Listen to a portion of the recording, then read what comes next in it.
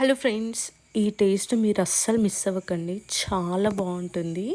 చూస్తున్నారు కదా, నోరు ఊరిపోతుంది. నాకైతే అంత కమ్మగా ఉందన్నమాట. Try this recipe please friends. వెల్లుల్లి, ఉల్లిపాయ, కారం. ముందుగా వెల్లుల్లిని పొట్టు తీసి పెట్టుకోండి. 2 పెద్దవి తీసుకోండి. వెల్లుల్లిపాయ ఎక్కువ ఉంటేనే బాగుంటుంది.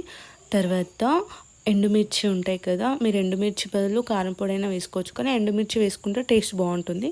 ఎండుమిర్చిని ఆయిల్లో బాగా ఫ్రై చేసుకున్న తర్వాత దాంట్లోనే వెల్లుల్లి కూడా వేసి బాగా ఫ్రై చేశాక కరివేపాకు కూడా వేసి బాగా ఫ్రై చేసి పక్కన తీసి పెట్టుకొని దాంట్లో కొంచెం చింతపండు వేసి సాల్ట్ కూడా వేసి మిక్సీ పెట్టుకొని పక్కన పెట్టుకోండి. తర్వాత పెద్ద సైజు ఆనియన్స్ నేను 3 తీసుకున్నాను. చిన్నగా కట్ చేసుకొని ఆయిల్లో గోల్డెన్ బ్రౌన్ కలర్ వచ్చేంత వరకు ఫ్రై చేసుకున్న తర్వాత బాగా ఫ్రై అయ్యాక మనం మిక్సీ పట్టుకున్న పేస్ట్ ఉంది కదా, అది వేసేసి బాగా ఫ్రై చేసుకోవాలి. ఒక మూత పెట్టి 3 minutes ఉంచి స్టాప్ చేసుకోవడమే. కొత్తిమీర కూడా వేసుకోండి, చాలా బాగుంటుంది. Please subscribe.